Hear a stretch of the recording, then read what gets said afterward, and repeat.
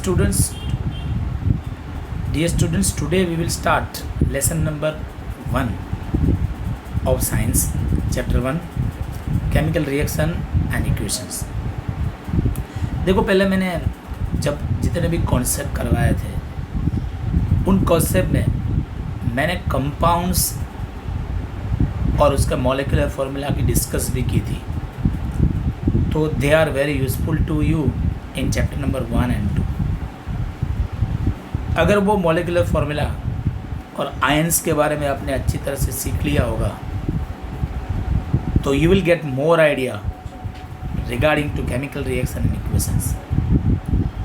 In this chapter we will study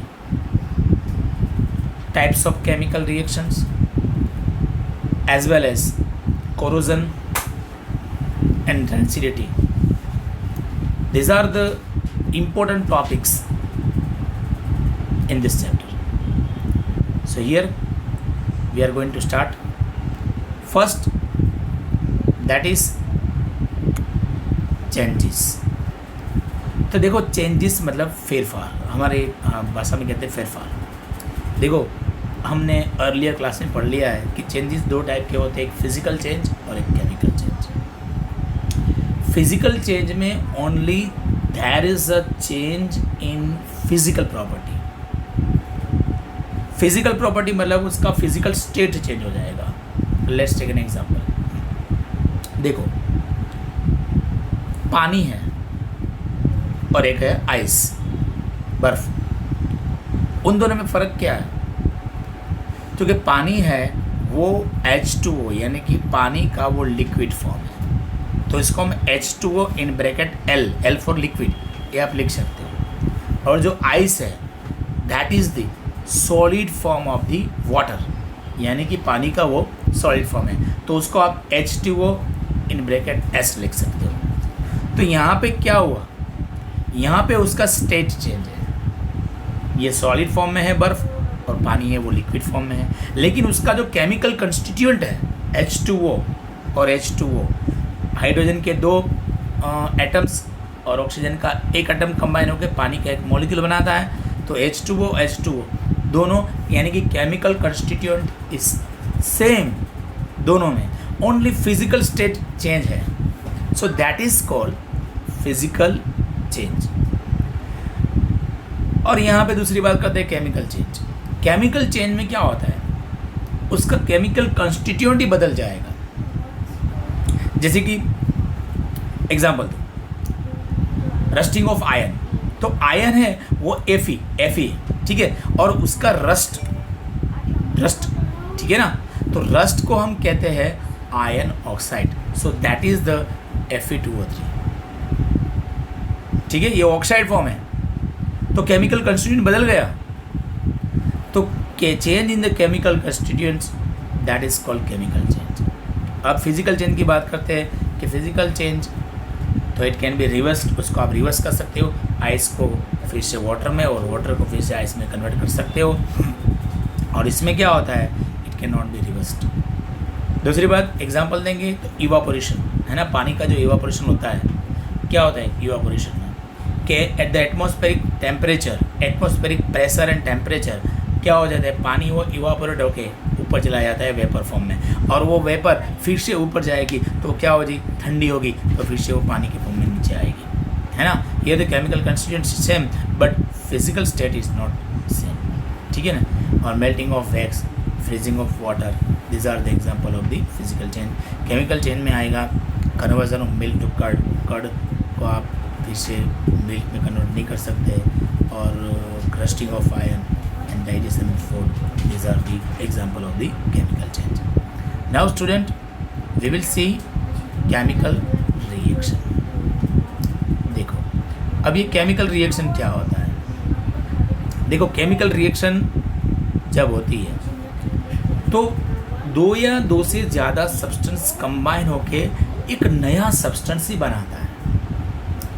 तो उसकी definition हम दे सकते हैं कि द केमिकल, ये एक तो चीज़ पहली है कि chemical reaction that is accompanied by chemical change, क्योंकि केमिकल रिएक्शन में केमिकल चेंज होता ही है. ठीक है।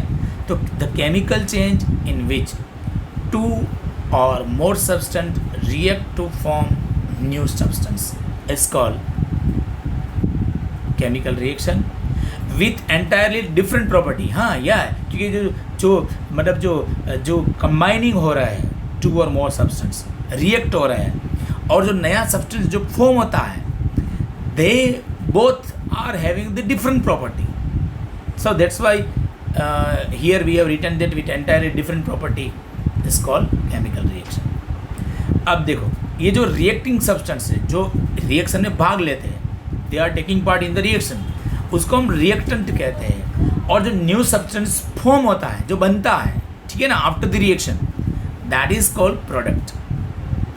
अब here we will see one by one example of the chemical reaction.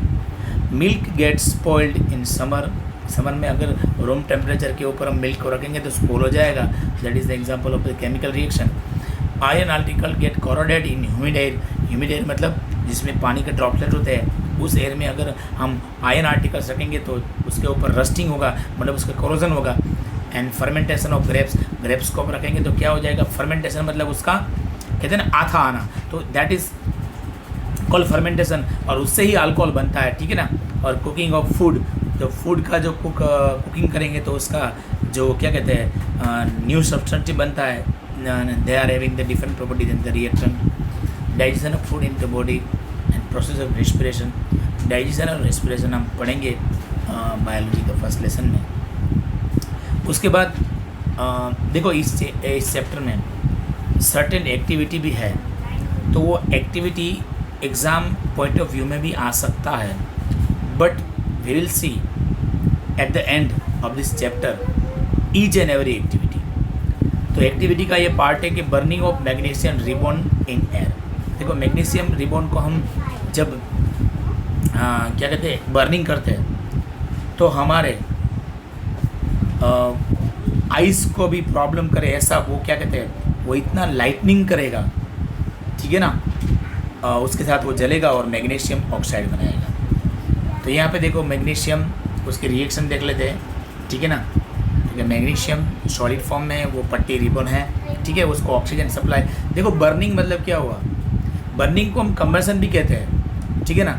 Combustion means to burn in presence of air, it means oxygen, in presence of oxygen, that is called burning और combustion.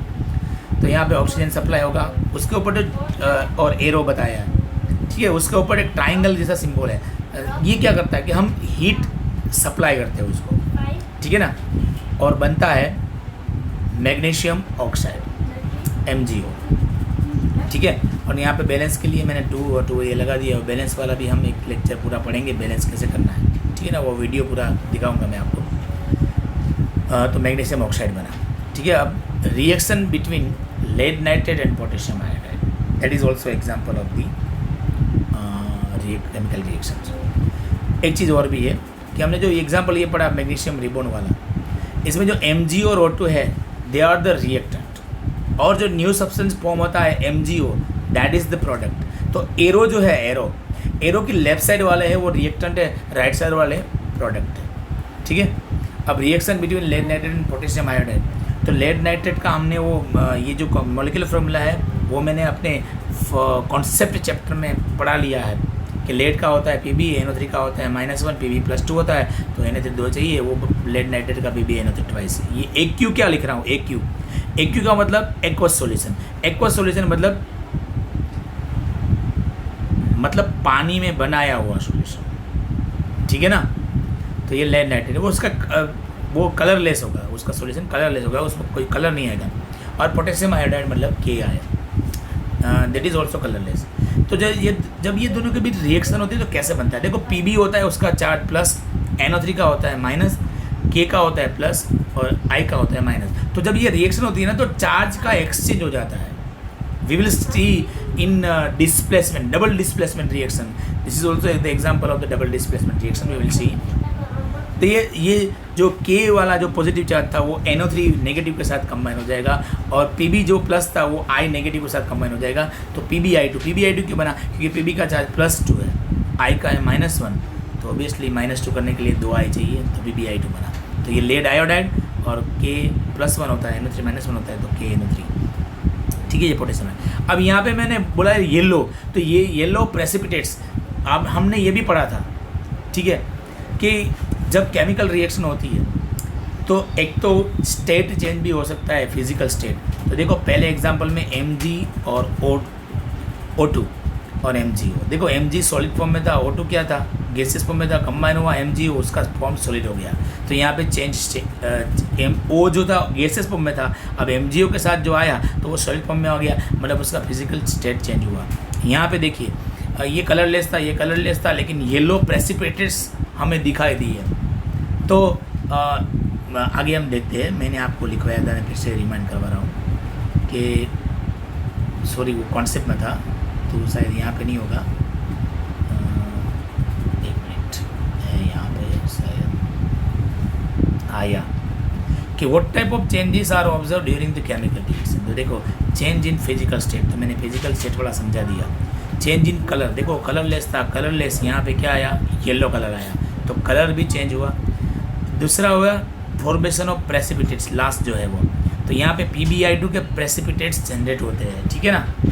तो हाँ, ये हम chemical reaction के दरमियान ये 5 चीज़ produce होती है, ठीक है ना।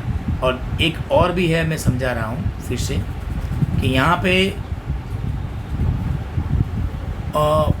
चेंज इन टेम्परेचर, मतलब टेम्परेचर भी चेंज होता है, कभी कभी टेम्परेचर बढ़ जाता है, कभी कभी कम हो जाता है।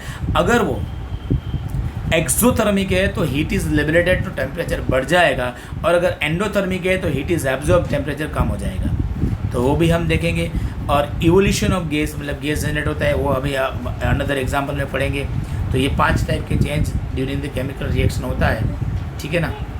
अब ये हम फिर से अपनी मेन टॉपिक के ऊपर आ जाते हैं।